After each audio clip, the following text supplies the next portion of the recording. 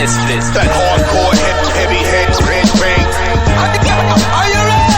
Yeah, I'm Seneca, Avatar, modern day massacre. Please buckle your seats, otherwise I got a strap for y'all. This is my movement, join the Chuck Juices, or change your careers to masseuses and start backing off. My plan's always been the same since a youngin'. Make moves, and if I make mistakes, learn something from it. I know it's dog eat dog, I'll admit it, but the world's a jungle, so I strive to be a lion in it. Approach me, there's a coffin, you can lie up in it, cause my flow's tighter than fingers with arthritis gripping. I'm forever thrown, shoulders I can carry dome. You don't understand, they can translate what's that is stone. Good is dropping records everywhere, but you ain't never known. Ladies see me different since I'm lifted, now I'm extra swole. Kids see me pay homage when I walk around. They say that Zen zone on the streets is what they talking about. Namaste to all my compadres. Watch me do magic in the booth, it's an anomaly.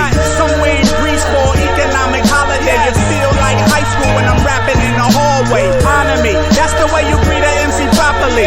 Stage top, mic in hand, claiming all my property. That is my philosophy, like KRS. I am still the one, ain't no one stopping me. Bet on your monopoly. Focus on the mojo of a nigga who go loco, instead of focusing on a whack fucker who go so-so. And if you lose focus, I got snaps on the petrol. I am AWAX in a G-Ride, y'all on the metro. Me and Seneca, 211 on the emblem. Approach with salutes and we'll return them like we gentlemen. Two MCs, back and forth like it's Wimbledon. Fly kites up north so much they think I'm Benjamin. Namaste.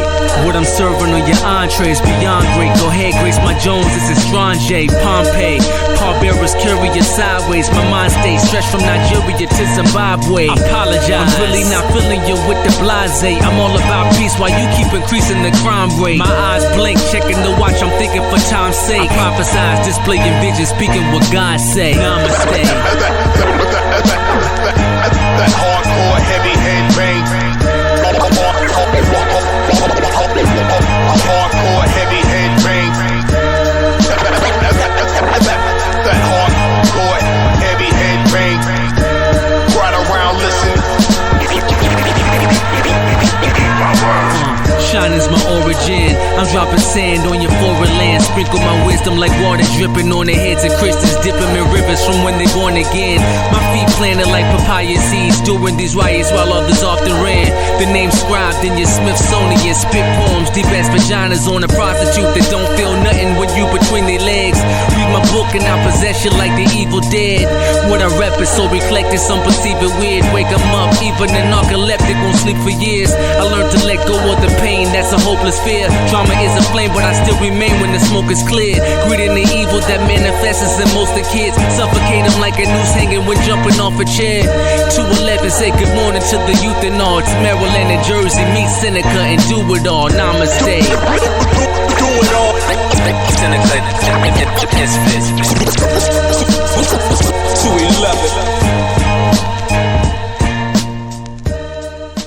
Welcome to the Broken Pencil Booking Company Pro Wrestling Podcast and radio show infused with hip-hop. I am Wood. Made daily with organic, farm-to-table, localized, neuralized, sterilized, Scotch-guarded for 2020 repellent, available online, shipped via Amazon, not available on Sundays, but now available on thebeastradio.com. Broken Pencil Logic. You stay classy, internet. I'm Suave Burgundy. Happy New Year, Suave. Thank you very much. Happy New Year to you and yours as well. Yes, indeed. Yes, indeed. You got to play when you coming off the top rope in the new year. Today is Thursday, January the 6th. Year of our Lord. Year of our Lord. I said year of our Lord. Year of our Lord. 20 and 22. Hey, man. Shout out to Corey Graves. Reading my mind. Yes, sir. Yes, sir. Keep listening, Corey. We appreciate you. Shout out to our friends in WWE social media who always tend to throw us a alley-oop every so often. Shout out to Corey Graves, who we are now convinced is a pencil pusher. The Stanford Supermax is pencil pushers. We appreciate y'all listening behind bars. You know what I'm saying? They sneaking in smart devices and listening to outside free world content. They got like the modular devices of putting them together behind closed doors. You know what I'm saying? Free world steak and shrimp, baby. And I was wondering what those anonymous subscriptions were. Mystery solved. Yo, hey, I mean, it lines up with everything we've ever been told, and just so happens, you know, during the routine sweep, they found some shit they like. Yo, we kicked the show off with a record called Namaste featuring DanjahOne on the cuts, Do It All, Do Kelly from Lords of the Underground, soon to be the next mayor of Newark, New Jersey, and also the now late great Seneca the Misfit, who we lost on Monday, December 20th, 2021, right before the Christmas season in the new year. My thoughts and prayers are with the family. The majority of the music that I have production on features him that's out there in the sphere. So it's a hell of a loss for me and for my family. But at the same time, we have that man has, and I'm not even bullshit when I say this, Suave. That man has more music in the catalog that he has not heard than most people have already released. For people that have had 20-25 year careers, he's got that much more music in the clip. A lot of it you will hear, some of it you'll never hear, and the majority of it is in my possession and also into my man and his DJ Dark Fader's possession, and we will be doing our best to get it out there for the people in its best form possible. So this episode specifically is dedicated to the memory, the life and legacy, the beats and rhymes of one Seneca the Misfit, and let's just keep this shit moving the only way we can, BPBC style. Now, we got a lot. So, man, where do we begin? We had day one with a brand new main event.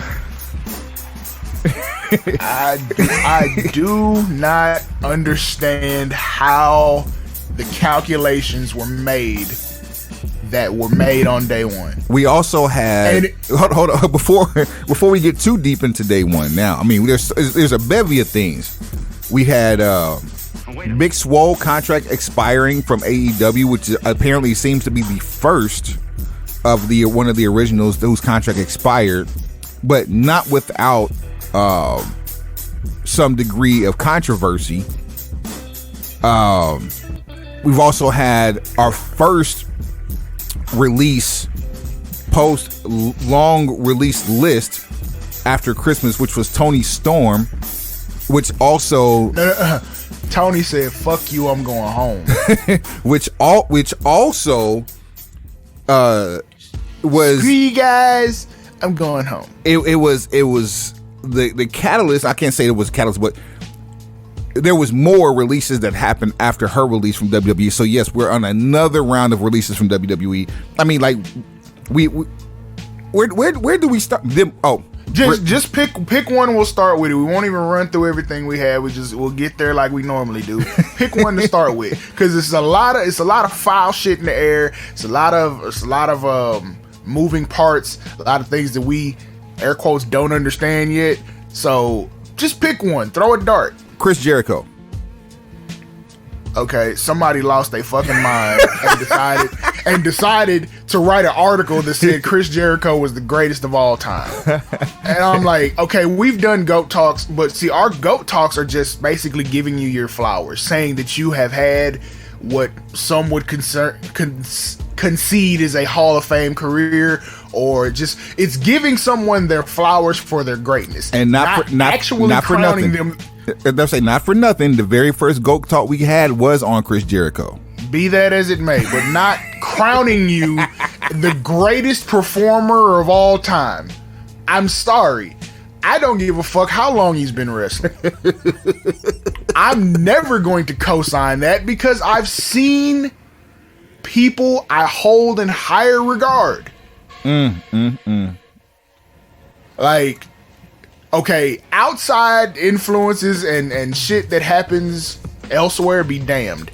If we're only talking about the stuff that goes on inside the ropes, Richard Fleur is 10 times better than Christopher Jericho. Fuck what you got going on. Bret Hart, better. Stone Cold Steve Austin, better. The Rock, better. Triple H, better. Shawn Michaels, way better. We're How many more of these do you want? Great Muda, better. Yeah, maybe not as great on the resume side in America, but overall, man, you can better. I'll watch a mixtape of Great Muda matches before I watch a mixtape of Chris Jericho matches. This is exactly my point. And you're not only that, you just made a mixtape of people better than Jericho. I'm like, and I hate for it to sound like being disrespectful, but look, hey, Bryan Danielson, better. Yes, right now, better. Right now, better. Fuck what you got going on. Oh man, Brock Lesnar, better. Randy Orton, better. Oh man, and you don't even want to talk about Orton. I'm just saying, bro. You just made an album. This is what I hate about the new era of internet wrestling community. Like, there's this undying need to try to say something that is opinion, but argue it as fact, to the point that you will personally attack anyone who doesn't think the way you do about it. And I'm like, where the fuck does this audacity come from? Like, they're mixing audacity and oxygen and just making some sort of really, really ignorant cocktail. Well, the same vitriol you have right now is the same vitriol that Richard Fleur had when he caught wind of this article. As he should. Randy Savage, better. Don't keep going. God. Owen Hart, better. Mankind, Mick Foley, better. Oh man. The Undertaker, better. Eddie Guerrero, better. He who shall not be named, better. Kurt Angle, better. Samoa Joe, better. AJ Styles, better. Walter, better. Shit. Jay Lethal, better. Like, y'all gotta, hey, look, stop this shit, bro. I understand everybody got a soft spot for somebody. Cool, totally understand. Oh, Sting, better. But what you not gonna do is sit around here and disrespect the lineage and all of the performers who really put numbers on the board. Like, okay, cool. Fuck it, Dustin Rhodes. Wow. Better. 5 decades. Ricky Steamboat, better. Terry Funk, better. Way better. Fucking way better. Terry Funk, the wrestler, not even Terry Funk, the hardcore legend. I mean, I get it, I get it, but no,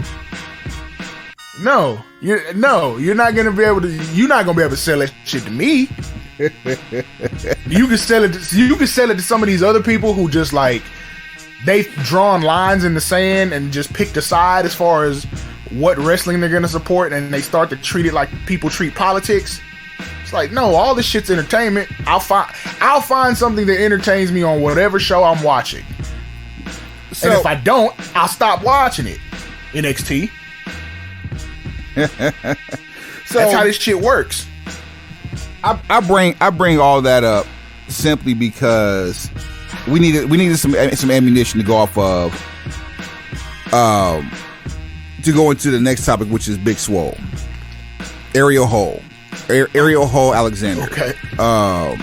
Okay. Big Swole was released. Well, sorry, her contract expired from AEW. She opted not to resign.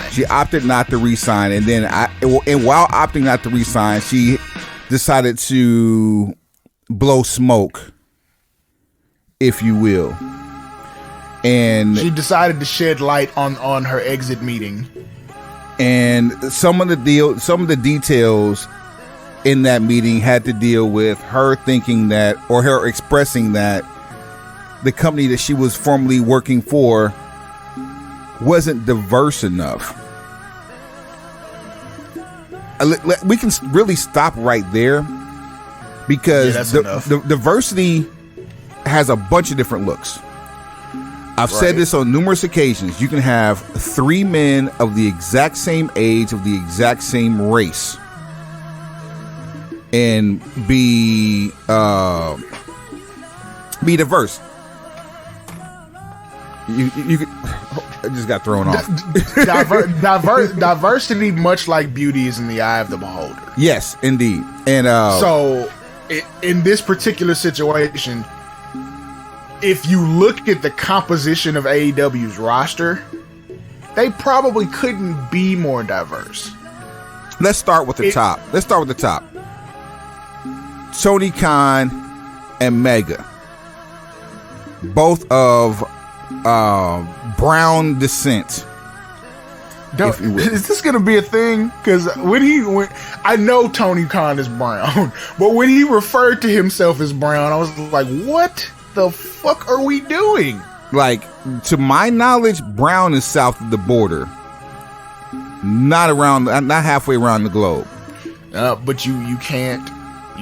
That's okay. I'll let him fight. You can't exclude or discriminate. I know what we refer to as brown, and shout out to a lighter shade of brown. Yes, but yeah, I'll let him choose his own hill. The biggest story coming out of AEW when they opened up its doors was the fact that you had your first trans woman professional wrestler, openly trans woman professional wrestler, on their roster in a main event capacity, who also happens to be Native Rose, who also happens to be Native American, who also happens to be African American. Like, are you kidding me? Like you checked a whole lot of boxes with one person. One person. Then there's Sonny Kiss. There's also Anthony Bowens, Max Caster. Yeah. Yeah. You also have and actually you can say Anthony Bowens too, for not for the same reason, but yeah. Wasn't Kip Sabian one of those who checked a bunch of boxes? Kip Sabian's one. How about the fact that you're incorporating New Japan Pro Wrestling? Like, is that not diverse enough for their first women's champion is of Japanese descent? Are you kidding me? Well, there's a reason for that, but yes, continue. Your first tag team champion, one of them African American. Which, in speaking of diversity, like, we've always argued that particular individual, Scorpio Sky, was not getting enough shine, enough airplay, enough television time, enough ring time. And to be perfectly honest, I still feel that way. No doubt. He's on television more often, but he's like, he's the third wheel with American Top Team when Lambert and Page are in the ring. And Lambert is taking away all of his microphone time. He's still holding that brass ring that he won sometime last year, figuring out what he's going to do with it. The Sonic Invitational? Yes. The Sonic Ring Invitational. Dr. Robotnik Cup. So, there are a lot of people on this roster that are not of common stock. So, it's not the composition of said roster. And it's arguable that, the use of said roster could have more splashes of diversity, but truth be told, even that, like, you have to put the best performers you have on television. Now, everybody can't go. Now, here is where I kind of have an issue with Tony Khan. Tony Khan has never wrestled. Has never been inside of a wrestling ring in a competitive capacity, to my knowledge. Well, at least on TV. I don't know what's happened, at the training facilities, but that's neither here nor there. He might have tried it out just to see what it felt like, but nah. Post Big Swole's comments, he goes public and says, and I'm paraphrasing, that he didn't feel that she was good enough. Gave her the Canyon treatment.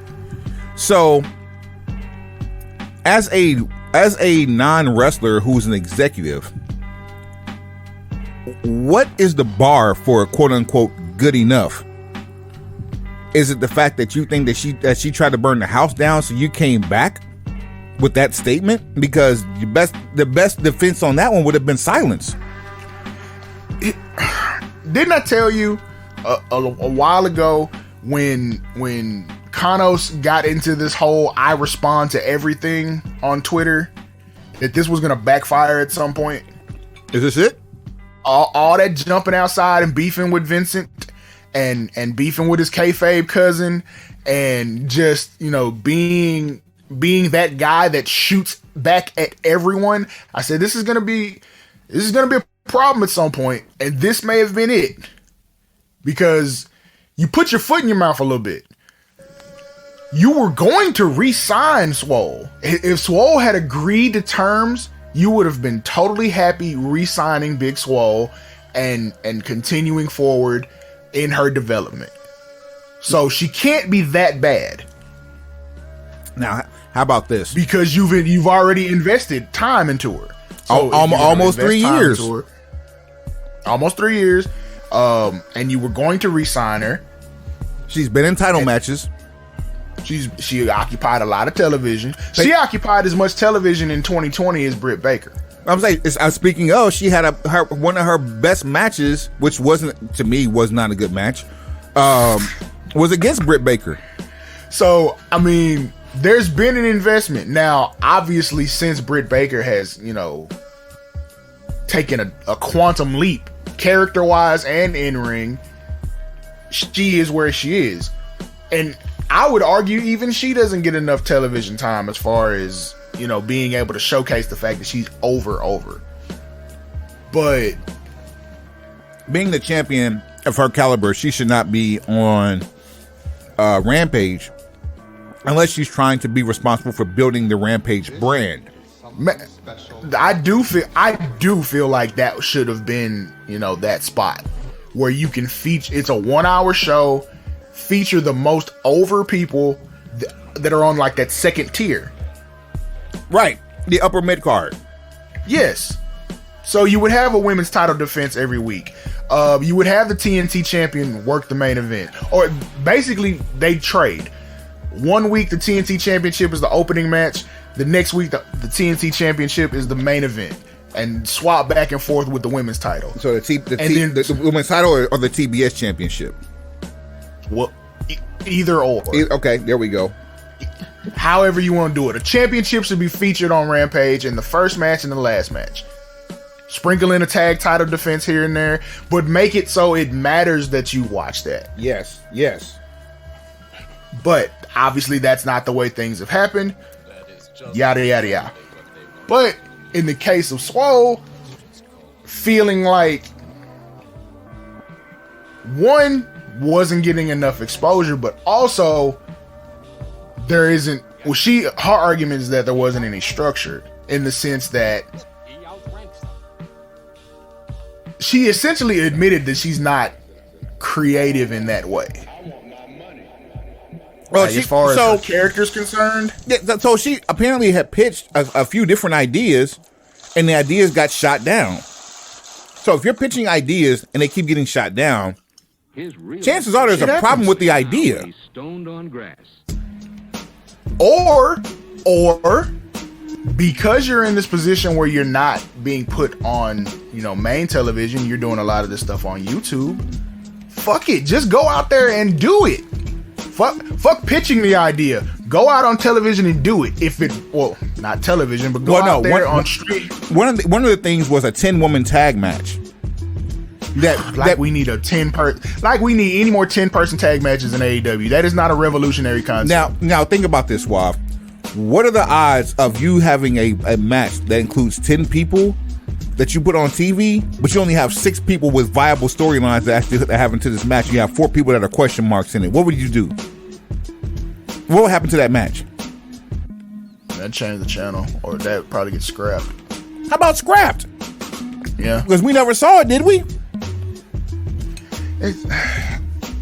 Anyway, all I'm saying is, if you had, it can't be both. It's either you want writers to help you, or you have your own ideas that you're pitching. And at some point, if the people that are supposed to be listening to these ideas that you're pitching aren't latching onto it, the phrase that we use a lot, I can show you better than I can tell you. Maybe your pitch game is trash. Maybe the idea is not trash. Maybe your pitch game is trash. And maybe, possibly, you would do better just to show them what you're talking about and then go from there. So it's YouTube. Now, from there, we have an advocate on the side of Big Swole by the name of Leo Rush, who he basically put out a one-word tweet to Tony Khan, apologize for all the things that Big Swole had said that she accused Tony Khan of.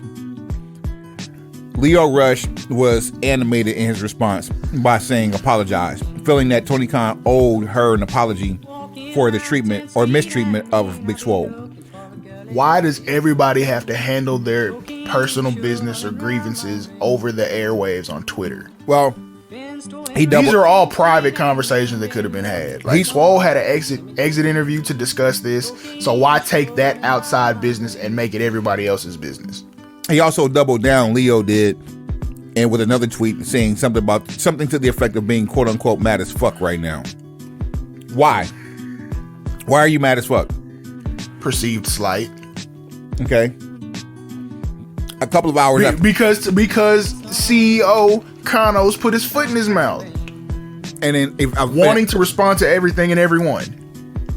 And apparently so did Leo Rush, because a few hours after that tweet was a long letter of let's just all get along and do what we can to support one another and help grow the differences and make the differences not be so widespread within the organization. He got that call. Paraphrasing, by the way. I'll land this plane with some comments from a person that you wouldn't expect to respond to this. This is from Powerhouse Hobbs. And this pretty much sums it all up. And I have a newfound respect from Hobbs after this. Quote, "There is so much that goes into AEW that those online don't see. It often flies under the radar that Tony and Mega are people of color, and having them in charge of AEW represents progress for pro wrestling. I see firsthand how hard they're working to make wrestling more diverse.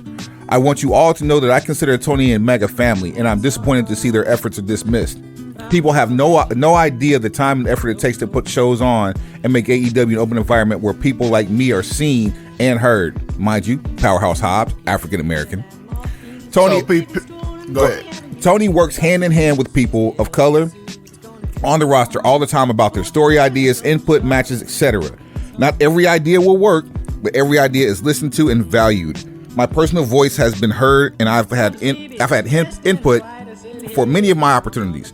As a black male, I plan on using my voice to do what I can to make sure that this company is diverse. I'm also aware that diversity comes in many forms: women, black, Latinx, East Asian, South Asian, Southeast Asian, LGBTQ+, and more. The more diversity, equity, and inclusion we can build in wrestling, the more fans we can engage with, and the more fun we can all have together. AEW is a young company led by people of color heading in the right direction. I'm proud to be part of that momentum, and I know my colleagues stand beside me when I say that.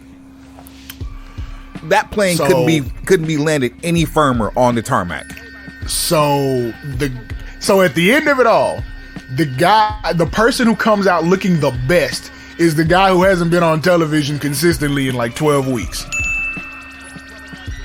I bet that changes. I'm certain of it, but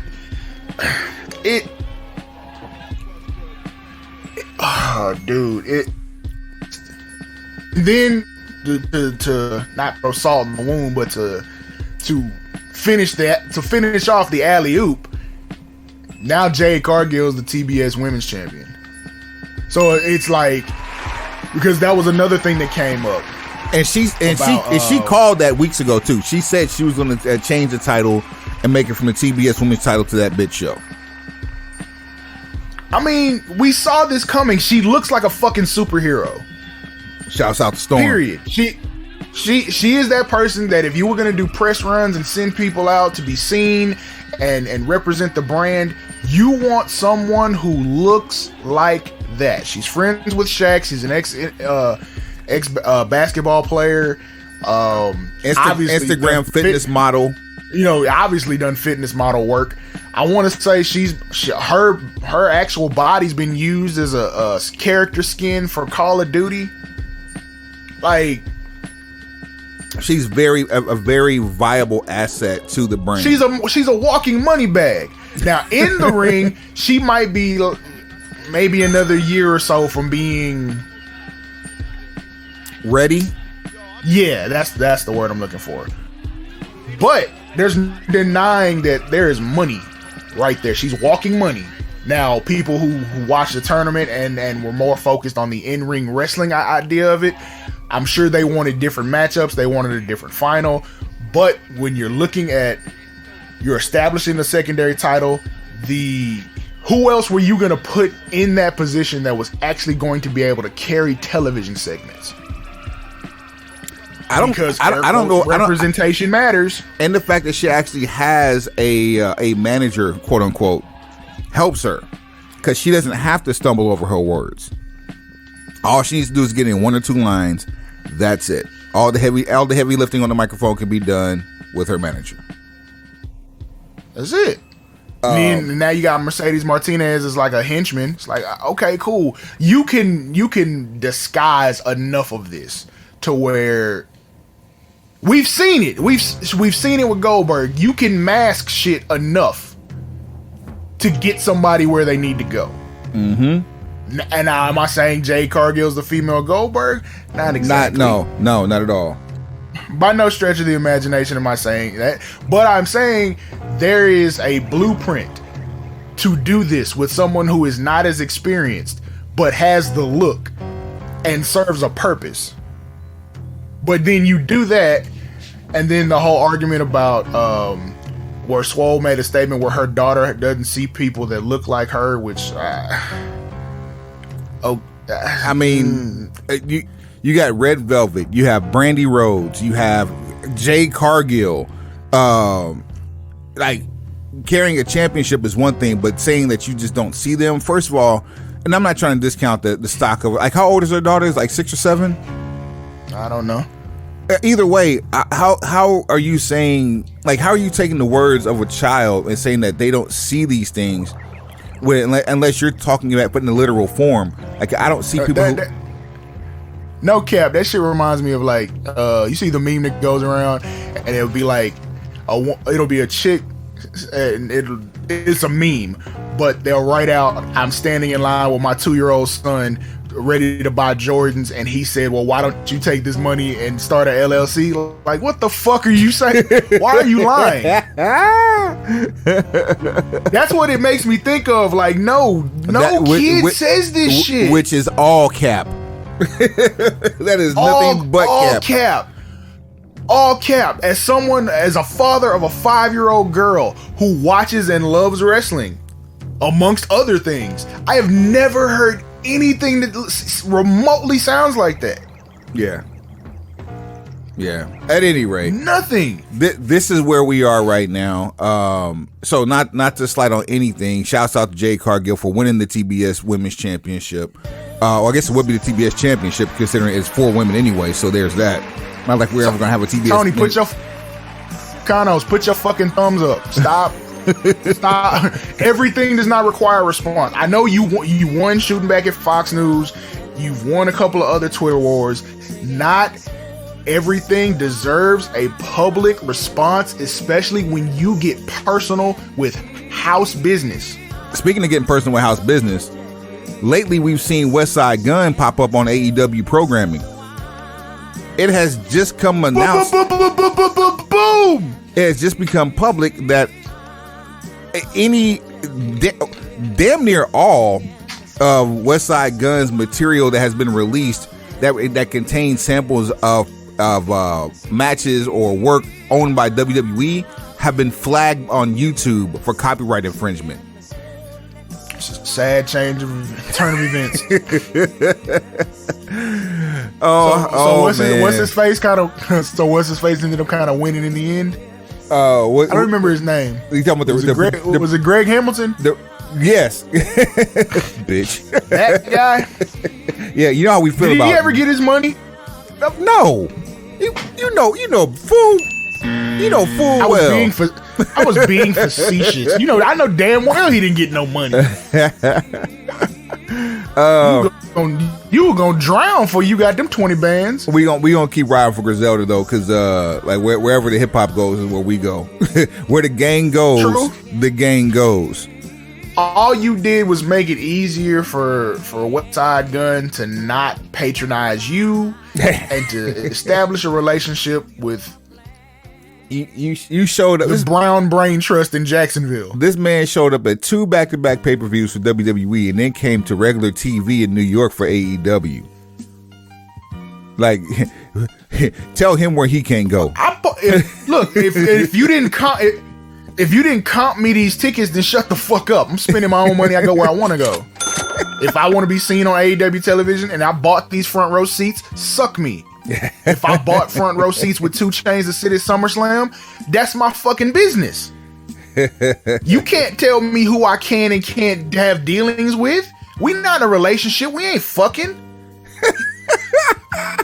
What are you doing? Oh, man. Dead ass. Like we don't have any sort of a working relationship. We should. You want access to the hip hop community? Okay, cool. Let's sit down and talk turkey. Otherwise, leave me the fuck alone about where I decide to go. And as we proceed, speaking of going where you want to go, Toni Storm decided she want to go home. They WWE called her to Toni Storm pulled an AB before AB pulled an AB. Toni Storm was called to come into a match that she wasn't even scheduled for at a house show. I believe it was in Baltimore, and which is 45 minutes from DC, driving that is. And so she came and participated in a match against Sasha Banks and Chick Flair, and immediately afterwards flew herself home. Where because I think I believe with this shit. If I'm not mistaken, she was scheduled to be at the DC show anyway, and they called her up to work the Baltimore show, which I can understand that, like if you really needed it, but why do you need a third leg of a match that's the quality of Sasha Banks versus Chick Flair anyway, especially if that's in a house show? Somebody got to take the L. So you want to protect the body of work by bringing in somebody who has already taken the L, but also has given the L. Yes, especially if you're leaning towards possibly giving this one-on-one match to this year's WrestleMania. Yeah, but what's so telling about this whole Toni Storm situation is though, the fact that she actually flew herself home, and most likely, we don't know this to be true, most likely requested her release and was granted it relatively quickly. So that happened. That's how we were told it happens. Like people haven't been like people have asked for releases that have been held to contracts for damn near a year or longer. No shit. Remember when people were asking for releases and got told no? Mike Bennett, Luke Harper, like those guys. Yes. those are the first two to come. In fact, Luke Harper's contract was changed because of how much time he was out injured right around the inception of AEW, and so they extended his contract by the amount of time that he had remaining on it based on how much time he was out. So if he was out for 10 months with the injury, the contract was extended by 10 months because he needed to work that time that he was missing. Sasha Banks asked for her release not very long ago. She didn't get it, but I tell you what she did get. Another bag. She got another bag, and unfortunately, she just got injured really badly at a house show in North Carolina. So what's the status of this injury? Because I know it's a knee thing. It's a leg thing. Leg thing.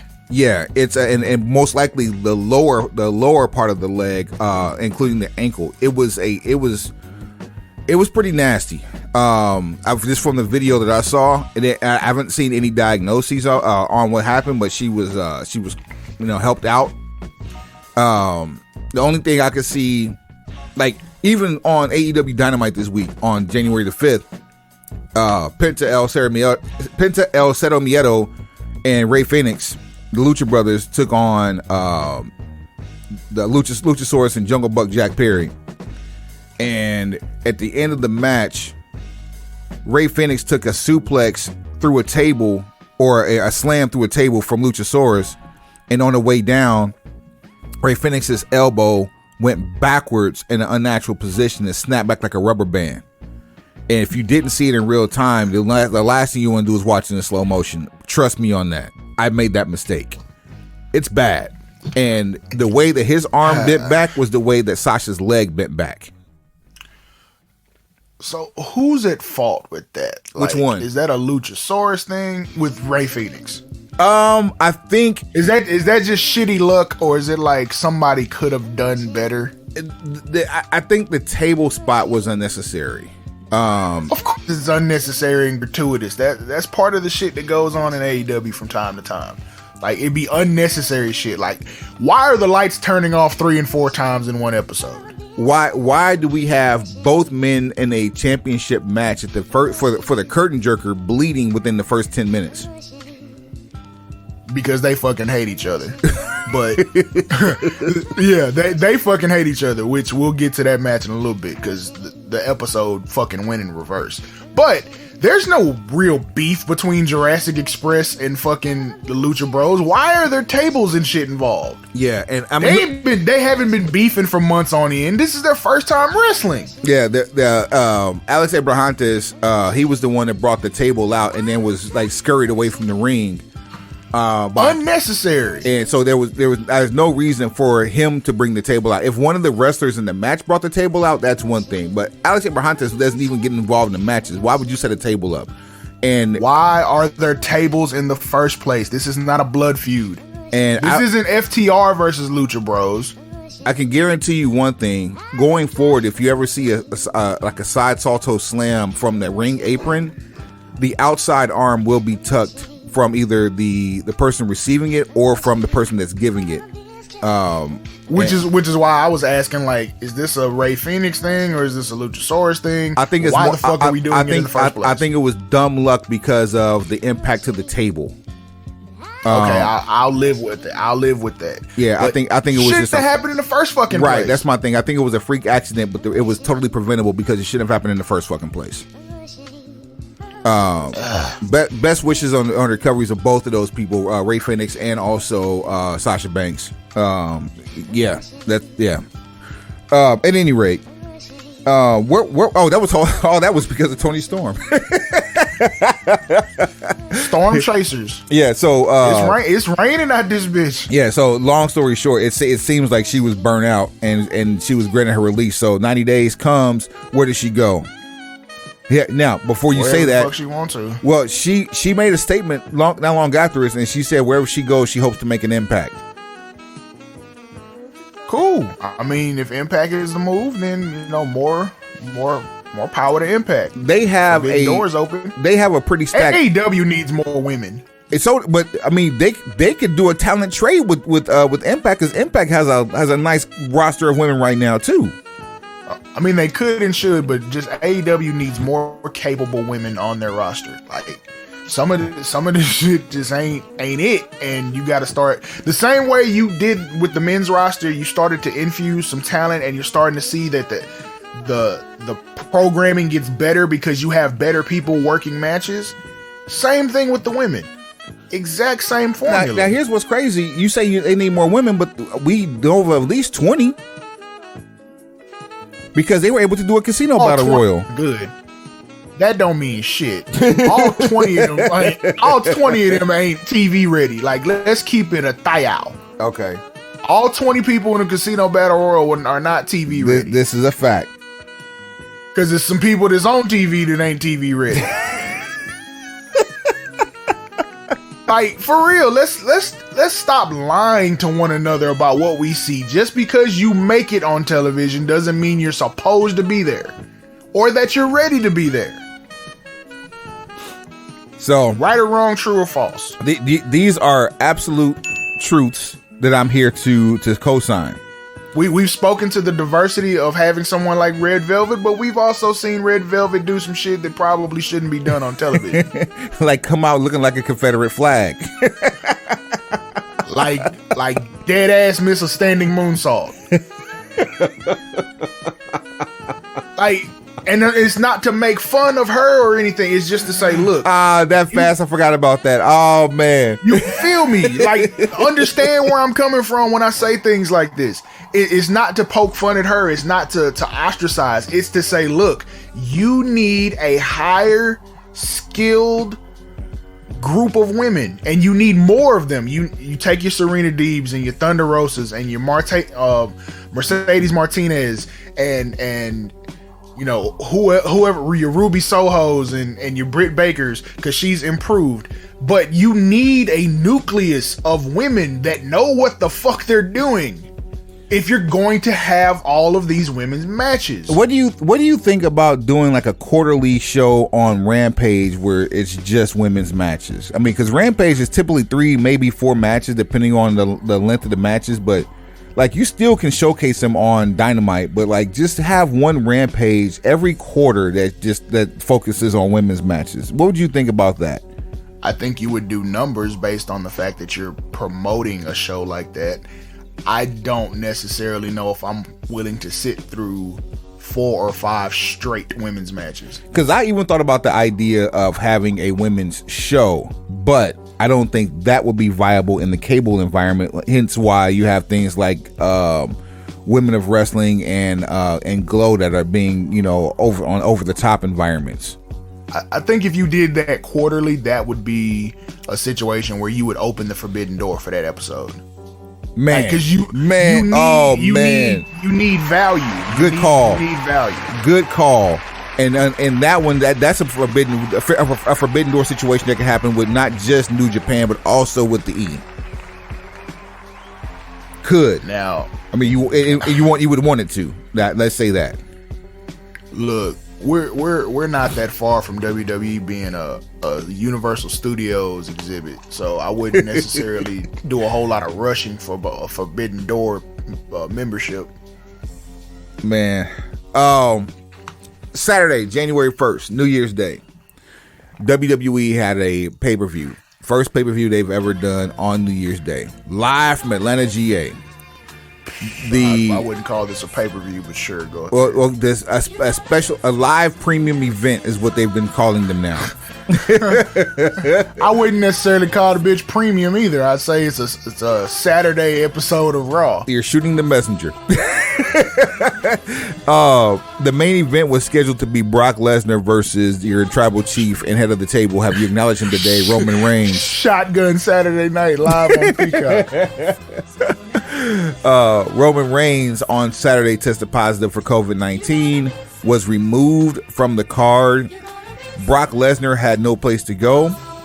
There was a fatal 4-way match that featured for the WWE Championship Big E, Seth Rollins, Kevin Owens, and Bobby Lashley, and now became a fatal 5-way, including Brock Lesnar.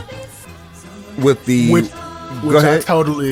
I totally expected something different. I figured they would put Lesnar in a one-on-one match. I would have been totally okay with taking Lashley out of the fatal 4-way and setting that up. You know, Brock versus Bobby. Obviously, I honestly thought Lashley was coming out on top with that thing to set up Brock versus Lashley. However, your winner and new WWE champion, the Beast Incarnate, Brock Lesnar.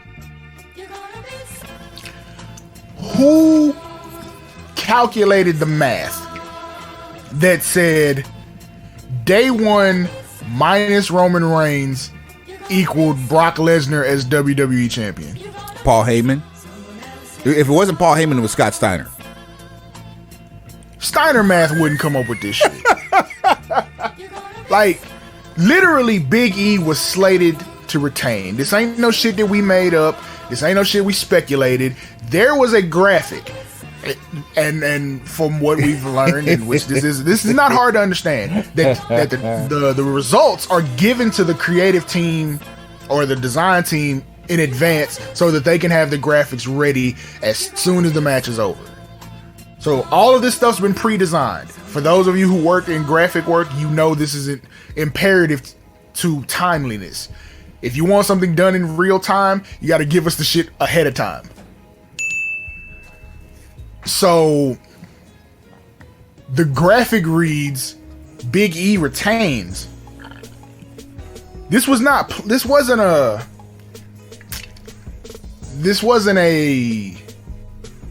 they didn't go into this saying, okay, we're gonna find a way to put the belt on Lesnar. This was like, oh shit, our main event is fucked. We got to do something for shock value, which has backfired more times than I can possibly count. What reasoning said just because Roman versus Lesnar won't happen here, we're gonna put Lesnar in a fatal 5-way and he has to win and become champion? Why? And I'm not mad at Lesnar. I understand, the draw of Lesnar, but what was the point? The only way this makes any sense, it has to go with his contract.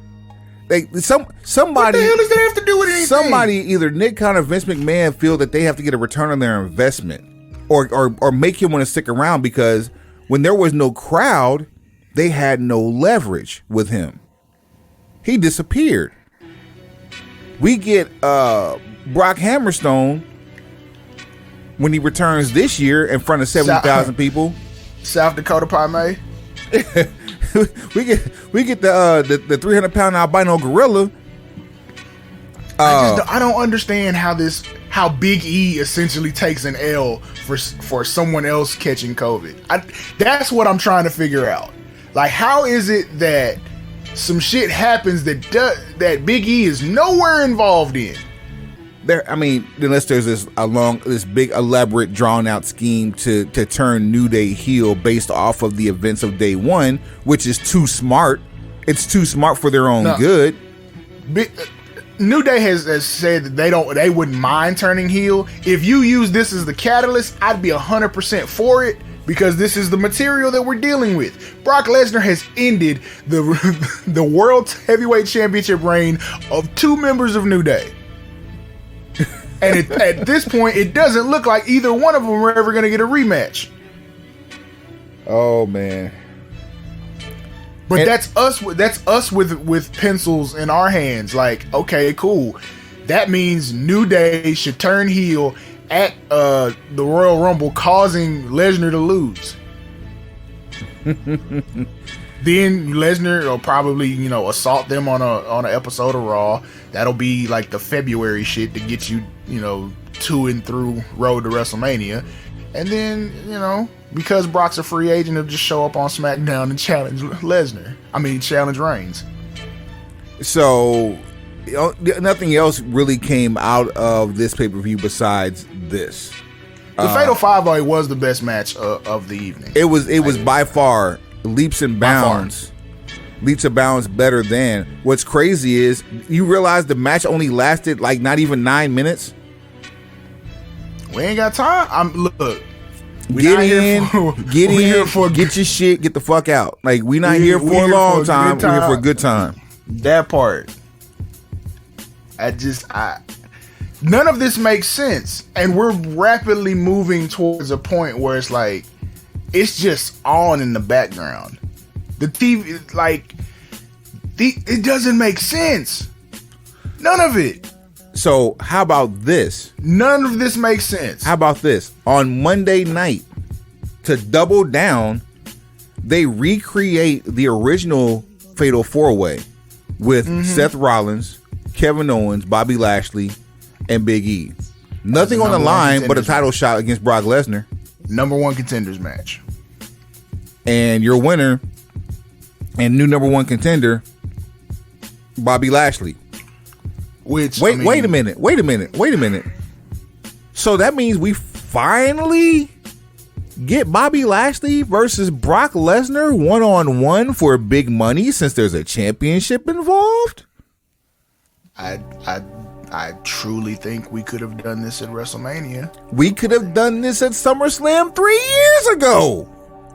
We could have. When did Bobby come back? Was it 2017? This was the whole purpose. This was the entire purpose of bringing back Bobby Lashley. Remember Randy Orton taking the 12-6 elbow? That could have been Bobby Lashley. I guarantee you it wouldn't have been. Right. We both agree on that. You try that 12-6 shit on Lashley if you want to. Let me show you what this Bellator do, cuz. Lashley got real life hands. Like that's not speculation. We've seen him. He's also said, I'm the nicest guy in the world, but I love to fight. Like that is a dangerous combination. You fucked up while somebody's smiling at you. Hey, you okay? Pow! Hold on, chopping on your ass. Pow, pow. I'll put it like this: ain't nobody taking advantage of Bobby Lashley. Man, ain't gonna be none of that shit. Ain't gonna be no taking advantage of nobody. Whatever happens in that particular matchup is gonna be because everybody agrees to it. Bobby Lashley is built like every 80s wrestling action figure known to man ever created. Lashley's built like the guy you draw.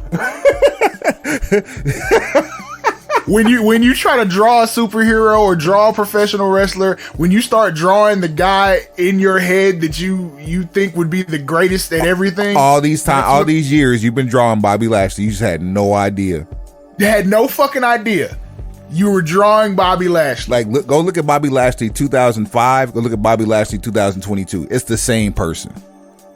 Long tights. Fucking long tights is the only difference. Oh, man. Okay, so kudos to these bastards for finally giving what we've been asking for, like this shit was rocket science. And they're doing it at my admitted favorite pay-per-view. The Royal Rumble is my favorite pay-per-view presented by the people in Stamford and their Supermax efforts. And how this is going to work out, though, I don't know, because I know you don't have 30 women. This Royal Rumble is actually taking place on a Saturday. And then your 30 men, it's going to look like back in 97 where they were bringing people and you had fucking Mil Maskers just show up. Hey, at least they ain't trying. Or like in 96 fucking Dick Slater. At least they ain't trying to pull off Dick Murdoch. At least they ain't trying to pull off the 40 man shit again. That's impossible. I mean, no, you're going to have to clear out catering for that shit. So, okay, here's a real question. You got people out here floating and getting to the end of their 90 days, and you got people that they've expired their 90 days. Do you get any people that come back and work one shot? Like, say, an Adam Shear? Just on some one type shit? I don't know, Adam man. Shear's probably... Sheer, aka Braun Strowman, is probably a bad example, but just someone like that. Like, so here, okay, yeah. All right. So here's a better question to ask: if the best possible person that you would have for this scenario would have been Adam Shear, who is of that caliber that's available to make a one-off? I don't know if anybody is. Now the ROH guys, Eric Redbeard. Yeah, he didn't. The last time we saw him on TV, he looked like he hadn't missed a meal. I mean, so it wasn't like he was, a Mr. America. It wasn't like it was Chris Masters. Like he's not the guy you draw. He's the guy you draw when you're trying to draw an axe murderer. Like, come on, dude. Like, okay, you might see Tommaso Ciampa in the Royal Rumble. That's about the only place for him at this point. I don't think you're gonna see Braun Breaker, because if you put Braun Breaker in the Royal Rumble, people are gonna be looking around like, shit. That's just stupid. He just won the NXT championship from Tommaso Ciampa this week. It would be stupid to have a champion from NXT in the Royal Rumble. Who are we dealing with? Like, in essence, Smithers released the Hounds. The NXT in essence, Braun Breaker could actually be in the main event of WrestleMania. I'm not saying he's going to be, but in reality, he could be as a champion. I'm looking at the roster right now, just for the women in the Royal Rumble, and I can't even, like, outside of ROH talent, I can't even think of anybody who's available that will actually pop a number, and even then, like, or even pop a crowd. Like, you just need bodies, and you know what they're gonna do? They're gonna reach back for legends, and it's you have a mixed tag match that's been booked for the Royal Rumble, the Grit couple versus the It couple, which God, gee, that's rough. But that's two women that you may or may not have available to be in the Royal Rumble. But they could be still, especially if the match is early enough in the night. It's probably gonna be some people working double duty, and then is Bayley ready to come back, or is that some? There's your surprise. There's your surprise entry into the Royal Rumble is Bayley. So that's your number 30? Nope, because Asuka's also going to be your surprise. Asuka's not going to be 30. No. Bayley 30, Asuka somewhere. Asuka like 24, 25, like a number where you actually can see her be in the ring for a while because you haven't seen her in a while. She has she has a miss you factor. Becky's out, she's champ. Charlotte's out, she's champ. Sasha's hurt, so you don't know if she's going to be in the Royal Rumble. Hopefully she is. I think they probably had her pegged to win it. Belair's probably going to be wrestling Becky Lynch at the Royal Rumble. She's also going to be in the Rumble. There's no reason why she would not be in the Rumble. It's for a chance of the championship, and she holds the record for the most eliminations. There's no reason for her not to be in the damn Rumble. See, Rhea Ripley, the Hurricane. I mean, I'm really thinking trying to get to 30, and it's like, yo, wait a damn minute, bro. I'm sitting here going through this roster, right? And they just got rid of Taya Valkyrie, whatever her WWE or her NXT name was. And there's an NXT, Frankie Monet? Frankie Monet, the dog's name. They gave her the dog's name. Anyway. Frankie. Frank. I'm just saying they should have licensed it. There's someone over in NXT UK last name Valkyrie. And I'm like, y'all couldn't do this?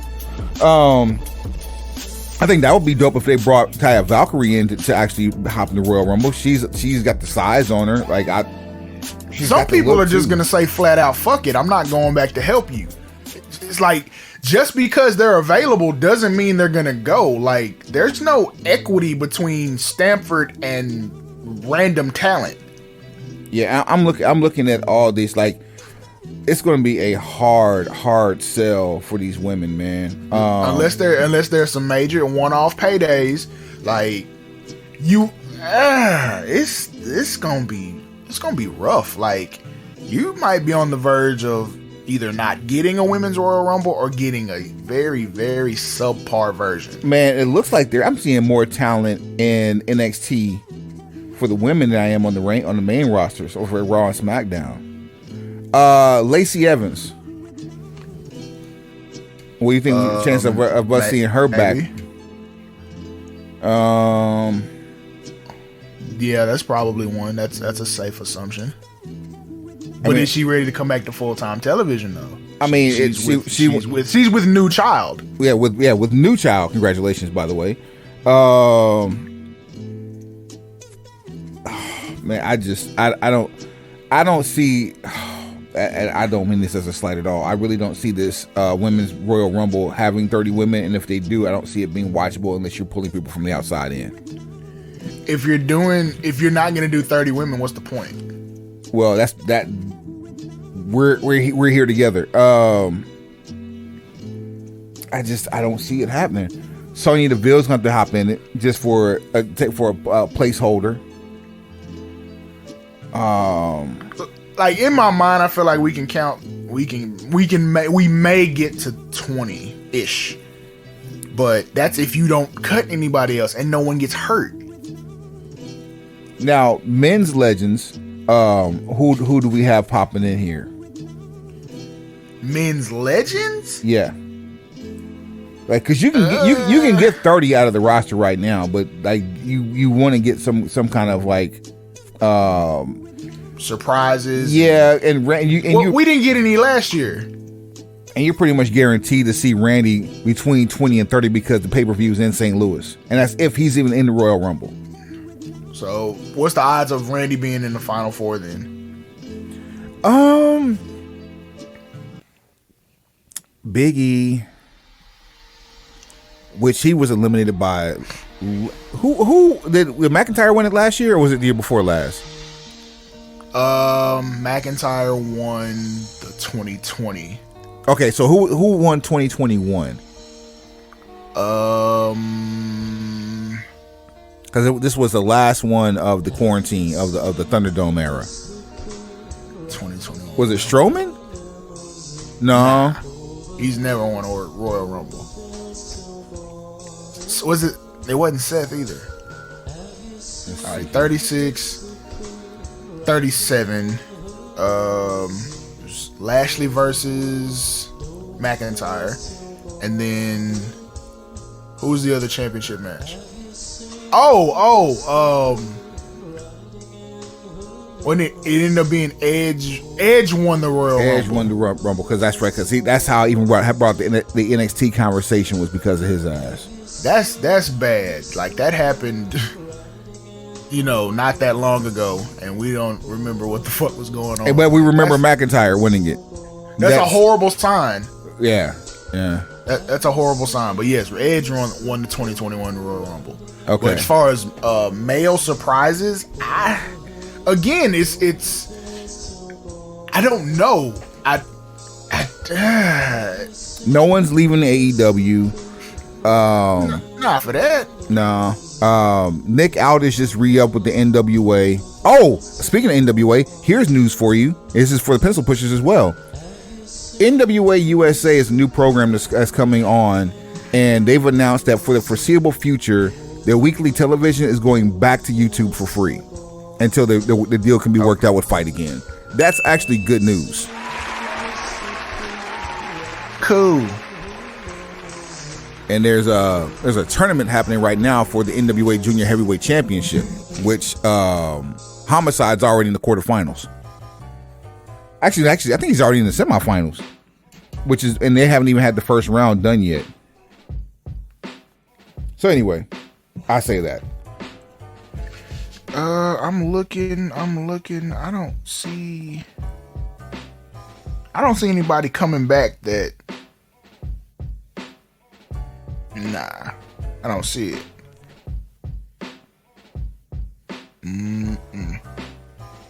I'm scrolling the alumni section. I don't see it. You don't see anybody coming in, like anybody coming back for it?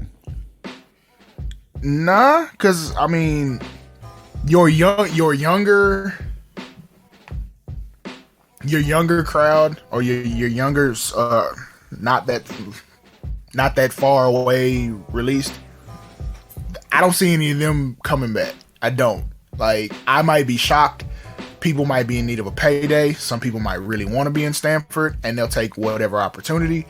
But there's been a lot of equity burnt to where it's like you have fucked over a lot of people, and they would rather see you drowned than to go back and get a payday.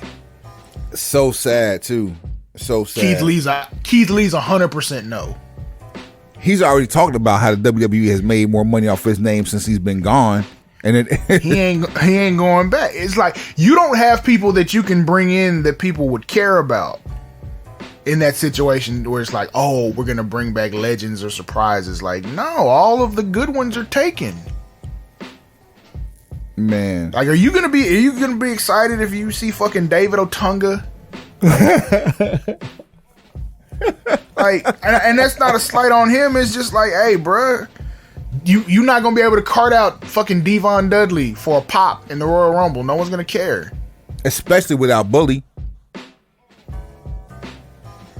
Oh man, just saying, bro. Like, Gilbert. Okay, there's one. Nah, didn't he have a stroke or something, or a heart attack or something recently? well, then we'll wish him the best. And I want to say he had some kind of health issue recently to where we would never see him in WWE again. I don't see it. I don't fucking see it. Like, I don't even know. Like, you released Jeff Hardy, that would have been, you know, comeback work a one-off, but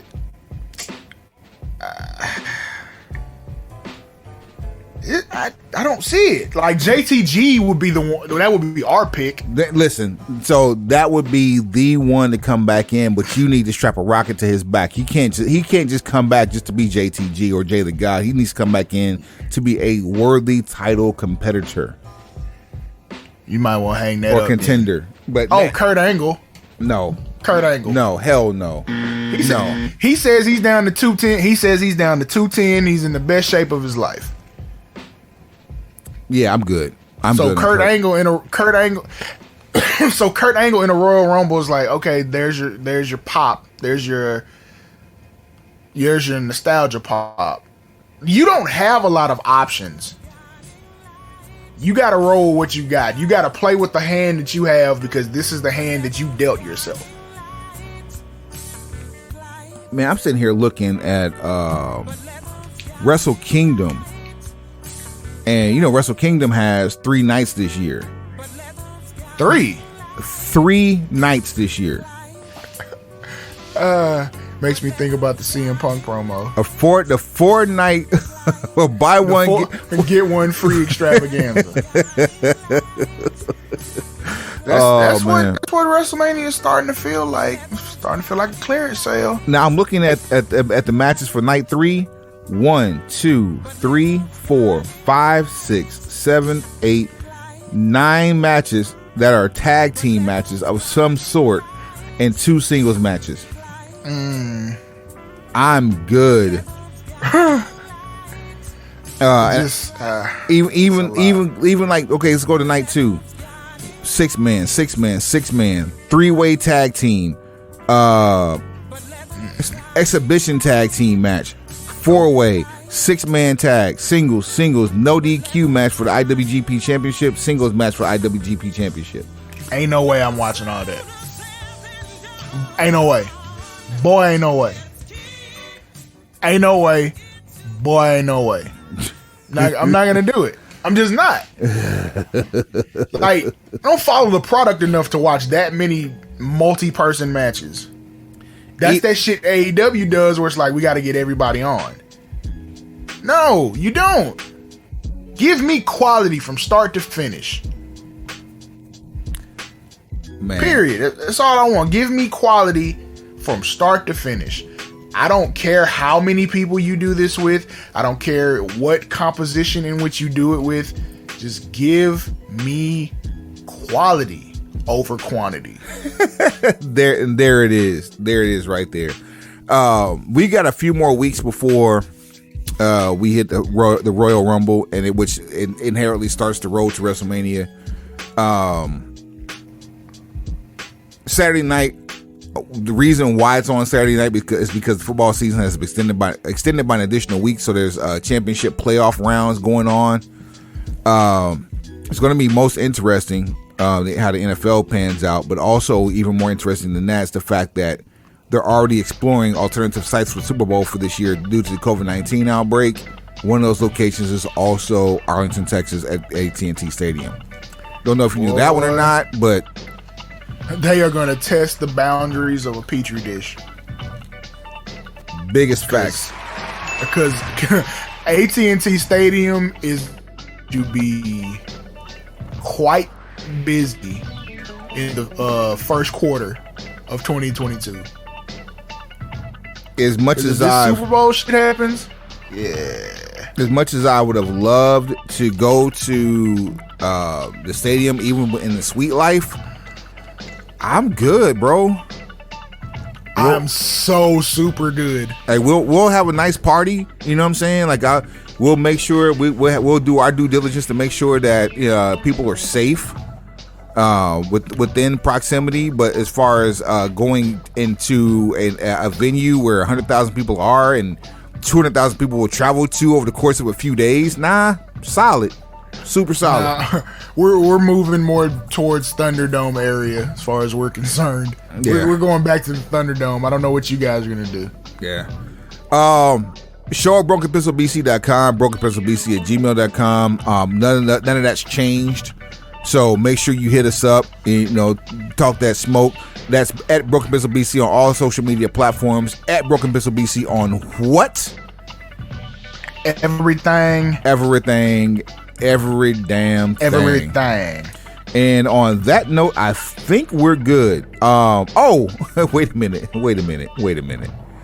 I got one more piece. We can't end it on anything that's not good.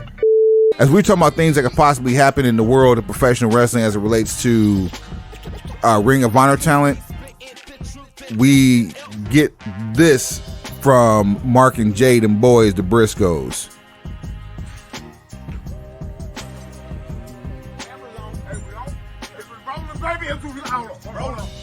Rolling. Yo, I got this man fired up. Hold on. Hey, all right. Hey, remind me, chick, what did he say? He said something along the lines of the Briscoes don't even belong in the conversation. Yo, great tag team. Yo, you bald-headed bitch. Let me tell you something. All right? Tell him something. Yo, you the biggest clown in the whole damn circus right now, son. All right? Because you act like you this big rebel, knowing damn well you got your little daddy Tony protecting your ass. Y'all don't want us in that bitch. No. To me, this reminds me of 3 different states of the human condition. The one being, you're barking up the wrong tree, buddy. Number 2 being, you're playing with fire. And number 3 being, you're letting your mouth write checks that you can't cash with your ass. Yo, can't cash it with your bitch ass. You heard the man. Man, do I really need to remind you who you looking at right now? Huh? Man, hey, I'm gonna take you back 15 years. Who was it that really set the wrestling world on fire? 07, huh? Hey, don't let your bosses try to lie to you. All they did was have a little YouTube show. Who really did this shit? Huh? Hey, what was you doing 15 years ago? What was y'all boys doing? Bitch, I think you was KC McKnight or some shit like that. What was you doing, KC? Huh? Man, you know who you met. You don't know who you messing with, son. I'm trying not to cuss. You don't know who you messing with, boy. Y'all scared. It ain't gonna happen no way. Ain't gonna happen. Y'all don't want us in that bitch, man. The ball is in your courts. If you understand what I'm saying. They don't want us in there. The ball is in your court. All your bosses know damn well what's gonna happen. We get in that bitch. It's over. We ain't coming in that bitch, get a paycheck, shit, we got money. We coming in that bitch to take over. Damn right. Turn that bitch up. They scared. They scared, man. They scared. Oh, man.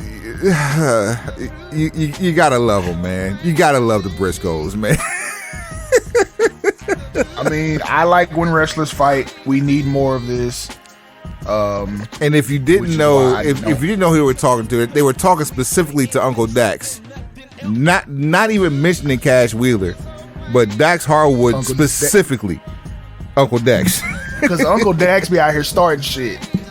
Uncle Dax was who you saw at Final Battle. Uncle Dax be out here active on Twitter.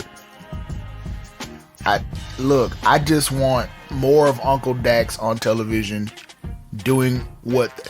I don't understand this whole... Are the Young Bucks hurt, or are they just like on a hiatus?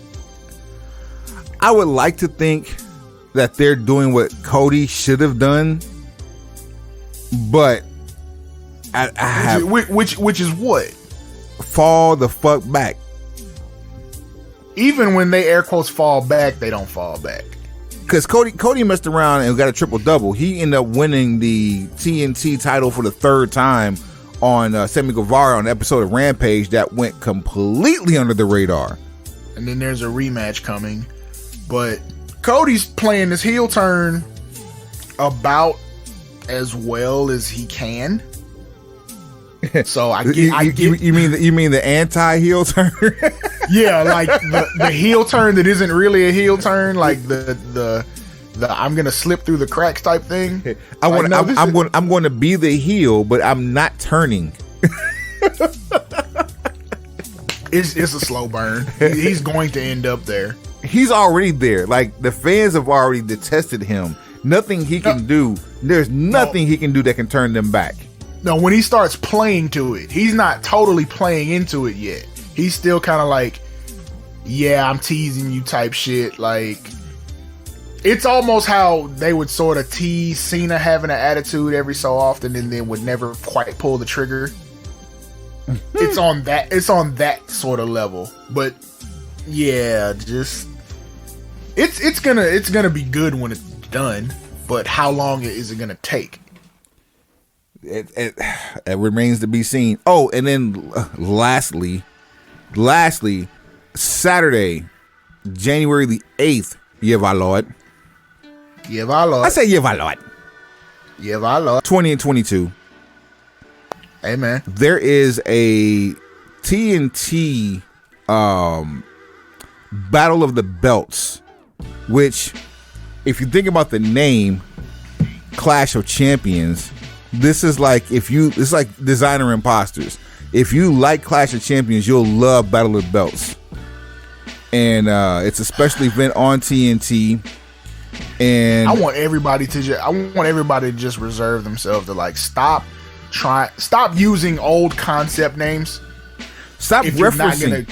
Yes, just stop referencing old content names if you're not going to put that same energy into the content. If you're not going to make it special like the nucleus or like the original DNA that you're stealing from, if you're not going to put that effort into it, don't use the name. Like the Halloween Havoc shit, don't use that name if you're gonna put subpar effort into this shit. If you're just gonna put a fucking blow up pumpkin in the entranceway, stop this shit. Bunkhouse Stampede, Great American Bash, Halloween Havoc, Starcade. Those were names that were synonymous with greatness with the NWA and specifically Jim Crockett Promotions. They've all been bastardized by somebody, specifically in Stanford. Even War Games, for that matter. War Games, like, it's completely changed, and now it will never be what it was. Triple H did a good job of taking the cover off of War Games and still making it look like a War Games, but it will never be the same now. They know that. Oh, we didn't talk. Speaking of Triple H, who in the fuck is beefing with him? I don't know, man. We forgot. That's the last thing we need to talk about. I keep talking about shit. We forgot to talk about these damn releases. Let me go through this card real quick for Saturday. Cody Rhodes versus Sammy Guevara for the TNT Championship. Britt Baker, Dr. Britt Baker, DMD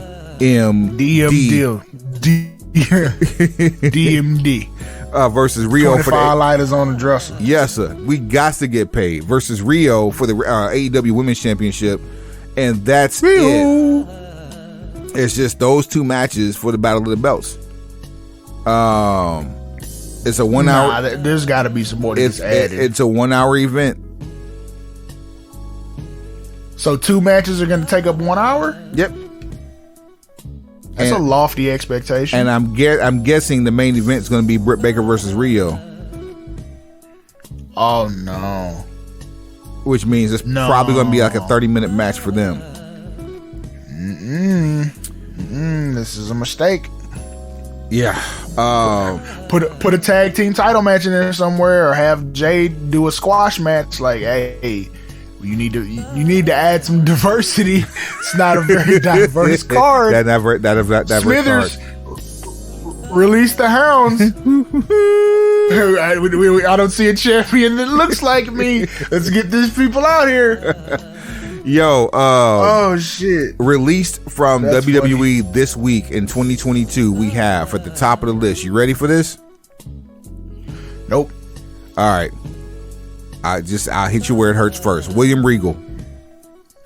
So much disrespect. The figurehead commissioner of NXT. The voice of authority. He is the authoritative figure for the Black and Gold brand, which no longer exists. A 23-year employee of WWE. Out of here. Done. Road Dogg, Brian James Armstrong. Out of there. And mind you, he suffered a heart attack March of last year and was back to work a month later. You see what I'm saying? Love don't love nobody. Not to be excluded, referee Scott Armstrong, his brother. It's rough. It's been a rough year for the Armstrong family. Performance Center coaches Allison Danger and Ace Steele. Sarah Cummins, who's the senior vice president of consumer products. Ranjan Singh, who was a former senior vice president of creative and also the former manager of the great Khali. Khali says, that's Ranjan Singh. He's gone finally.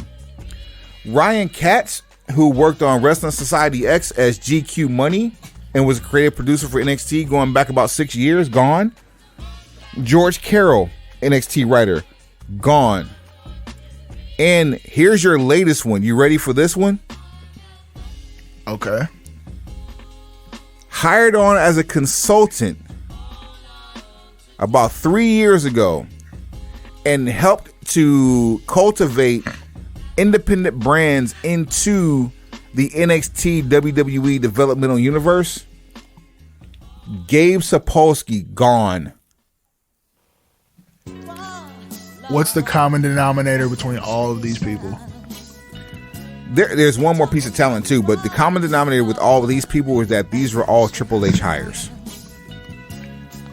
So Triple H goes through a what do we want to describe this as? A cardiovascular event. Some form of heart maintenance. That's the word. That's the phrase I'm gonna go. I like that. Triple H goes through a procedure for heart maintenance. Has not been back to work in any sort of full-time capacity. But they stole his baby from the carriage. Yes, they have taken this man's vision of NXT and literally washed it from history. They have changed the colors, the layout, the feel, the vibe, the wrestling first mentality, the essentially NXT was their own. It was like a high dollar independent, and it gave a alternative to those who were maybe not so thrilled with weekly television on the air quotes main roster. That does not exist anymore. And now they are carving and chiseling away the people behind the scenes that were contributing to that. Well, not just that, we also have 3 talents that have also been released. Who they are?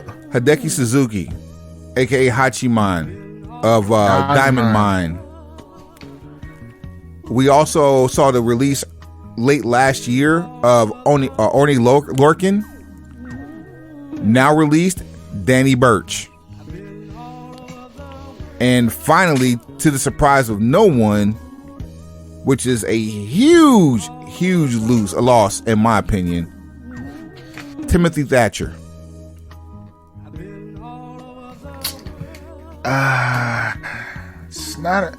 It's not a good time right now. It's not a good time. It is not. And I'm wondering who is greenlighting this assault on Triple H's brain trust. Like, is he on that? Here's my thing. It's almost as if, I mean, you will hope to think that you knew better than this, but it's almost as if he's on the road to Jacksonville. I don't think he would. You don't think so? But look at what they're doing to everything that he's built. True. I don't like this. What I do see maybe happening is he stays after a sale, but this shit don't make sense. It does. Everything points to like this shit ain't finna be what we think it is for very much longer, and that seems more like the end game here. Like, all this air quotes fat is being shaved and everything's being trimmed, and we about to get up out of here, basically, like a fire sale.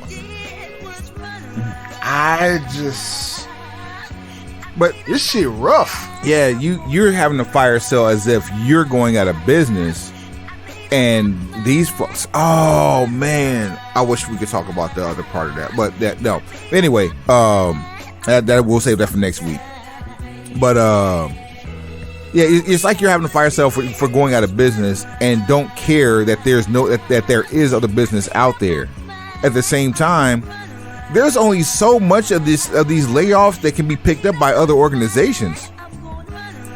Like, you can't, like, you just can't build your organization off the backs of those who only worked in one place. I mean, you would like to think that you can't do that successfully, but Tony Khan is making you think otherwise, because he seems to be picking up any and everybody without losing anything.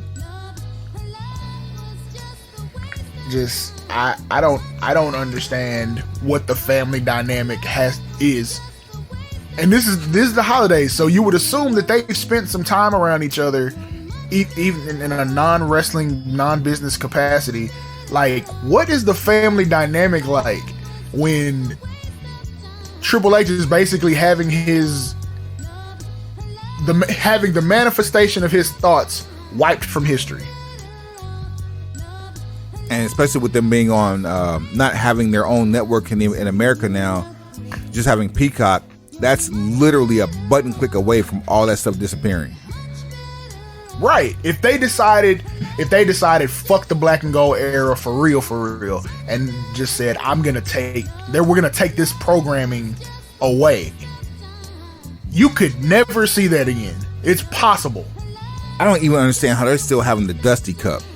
That's what's crazy to me. Because they're cherry picking. You cherry pick the stuff that you want to keep. But this is 80s bad. This is for real. The new NXT has been 80s bad. Like, bad. Let's see here. Ray Phoenix update. Wow. Dislocated elbow. That's it. I thought for sure it was a broken arm. Just a dislocated elbow. Lucky bastard. We're clapping to that. I was absolutely certain he had a broken arm. I mean, it looked terrible. Yeah, man. Yeah, good. Now watch it. Watch in 3 weeks. He's gonna do something else stupid. He can't help himself. I ain't gonna cap with you. He can't help himself. But shit, bro. Man, and on that note, Suave, that's a good note to end it on, man. Until next week, man. Take us to the house. Pencil pushers. Heads up. Pencils down. We love you, Seneca. We out this thing.